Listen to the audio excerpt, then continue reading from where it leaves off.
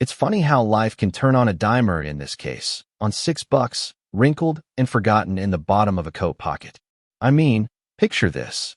There I was, Anna Thompson, scraping by on the streets of Seattle, haven't had a solid meal in days, that cold Pacific wind cutting right through me like it had a personal grudge. And yet, in the fluorescent glow of that dingy Quick Mart on Pine Street, I slid those last $6 across the counter not for a loaf of bread or a hot coffee to chase away the shakes but for a stranger, a big burly guy in a leather jacket, desperate to buy formula for his baby girl, his card bouncing like a bad check, the cashier eyeing him like he was about to rob the place, and the line behind him murmuring those ugly words. You know the ones, troublemaker, deadbeat, the kind that sting. Because I've heard him aimed at me too many times. It wasn't some grand gesture.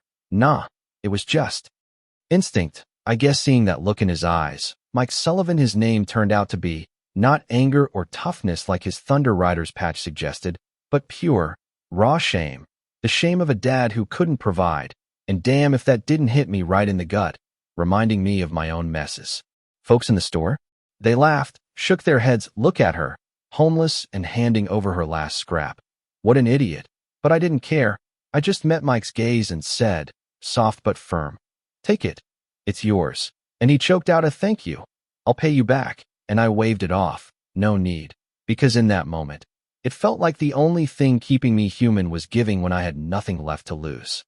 Little did I know, some kid in the corner had her phone out, capturing the whole awkward, heartfelt mess, and by morning, that video would flip my world upside down. See, I wasn't always like this, drifting like a ghost through alleyways, avoiding eyes that used to know my name. Back then, Thompson's hardware store on Elm and 3rd was my kingdom, shelves stacked with nails, paint cans, power tools, the smell of fresh-cut lumber mixing with coffee from the pot I kept brewing for customers who'd linger just to chat. My husband Mark handled the heavy lifting, grumbling about invoices but beaming when our daughter Sophie, all pigtails and curiosity, helped by sorting screws into little bins. It was more than a shop. It was the glue holding our neighborhood together, folks coming in for advice on fixing leaky roofs or building decks, sharing stories over free donuts on Saturdays. But then came the betrayal. Our big supplier shipment vanished overnight. No forced entry, just empty crates where thousands in inventory should have been. Whispers started quick. Inside job. Anna's probably skimming to pay off debts, fueled by that slimy HOA president next door, Karen Ellis, who'd always hated how my store brought riffraff to her pristine block. She'd been pushing to zone us out for years, seeing my success as a threat to her control-freak empire. Her and her cronies spreading lies about gambling addictions I never had, all because she wanted that land for her fancy condo project, turning community trust into poison overnight. Customers dried up, vendors demanded cash. The bank pulled our loan. Mark tried to fight it, but the doubt crept in, him snapping one night. How could you let this happen, Anna? We trusted you. And before I knew it, he was packing Sophie's toys into the car, heading to his brother's in Portland, her little voice breaking my heart as she hugged me goodbye. I believe you, Mommy, but Daddy says we gotta go. Left me alone in that empty house. Echoes where laughter used to be, until the foreclosure notice came, and I was out on the street. 3 years of invisibility, folks crossing roads to avoid the thief they'd once called friend. That night at Quick Mart, it was me seeing my own broken reflection in Mike, judged, discarded, and deciding, hell, if I can't fix my story, maybe I can tweak his ending just a bit. But oh man, that video, it exploded like wildfire in a dry summer, hitting feeds from Seattle to Vancouver, Boise, even Spokane. People sharing it with captions like, faith restored, or this world's not all bad.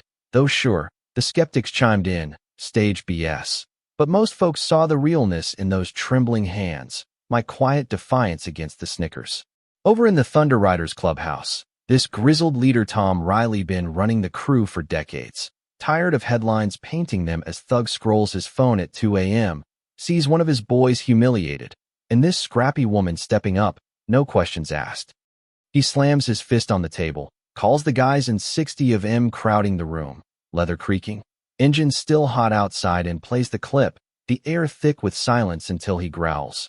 This lady, Anna Thompson, she saw past the patch, past the bullshit labels we've all carried. She gave her last $6 like it was her honor on the line, defending family when the world spat on it.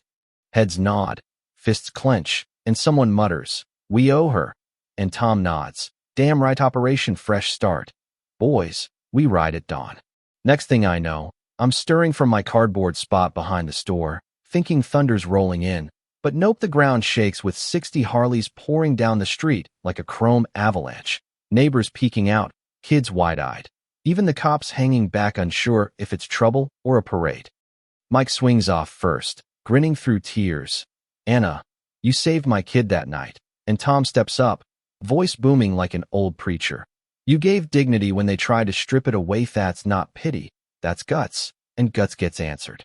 He hands me a deed, notarized, to my old lot on Elm and 3rd, 60 signatures chipped in to buy it back. "You gave $6. We give 60 brothers." My knees buckle, but before I can process, they're unloading tools, clearing weeds, and Mike shoves a hammer my way. "You're not spectating, Anna. You're building with us." And just like that, I'm swinging away, vibrations jolting life back into my arms, laughter mixing with sweat as these outlaws blast rock tunes and joke about their rusty carpentry skills. The neighborhood? At first, they hover like skittish cats. Karen Ellis sneering from her porch. "This'll bring down property values. You watch." But then old Mrs. Vargas crosses over with lemonade, mumbling, "For the workers." And soon Sarah the cashier's there with sandwiches, blushing. "I should have spoken up that night, Anna, when they mocked you both. I'm sorry." One by one, they crack. The teacher who'd warned parents away admits, "I spread those lies, too scared to question Karen's HOA grip's been pulling strings forever, twisting facts for her gain." Even Tom the manager shuffles up with a box of nails, gruff. "Let rumors win, didn't I?" This is me fixing a sliver of it. And then Mrs. Vargas drops the bomb, pulls out a faded note, voice shaky. "I saw Karen's nephew loading those crates that night, but she threatened my lease if I talked. Filed the truth with the cops this morning. Anna, to clear your name." It hits like a gut punch, years of silence breaking, stitches pulling my shattered self together as hammers fly, walls rise, and by sunset, the frame stands tall, engines revving in triumph. Me on the threshold, feeling seen, really seen for the first time in forever. 6 weeks on, Thompson's Hardware hums again, shelves gleaming. Kids learning to wield drills in the back, regulars lingering not just for bolts, but for the warmth they'd missed. Mike drops by Saturdays, coffee in hand. Place feels like home now. And sure enough, one afternoon the bell chimes. Different. Mark stands there, Sophie beside him, taller, wiser at 17, her eyes locking on mine. "Mom, we saw the video Dad showed me," said maybe he was wrong. She crosses the floor, arms wrapping tight. I never stopped believing. And Mark, voice cracking. "Sophie's graduating, wants to learn the trade here, if you'll have us." My world tilts, tears blurring as I hold her, whispering, "Stay, please stay." The shop erupting in cheers, bikers revving outside like guardians. But the real kicker? Next dawn, those 60 Harleys line up, Tom handing me a helmet. "You ride with us." Anna, Sophie too, her grin splitting wide as we roll through town, chrome flashing, folks lining streets, even Karen watching stone-faced as the sheriff tips his hat. We circle back, crowd chanting, and I speak up, voice steady. I was invisible, broken, but $6 reminded me kindness echoes louder than hate.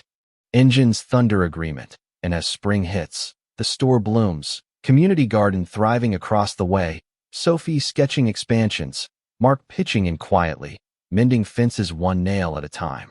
Yet here's the twist that still nags Mew: is Karen's downfall justice, or just a mob flip? She lost her HOA throne, sure, but did we go too far? Thunder roaring over whispers? What do you think? Drop a comment. Was it fair play, or does kindness sometimes tip into vengeance? Share your take on community clashes. Hit subscribe if this hit home, and let's chat. Your story might be next.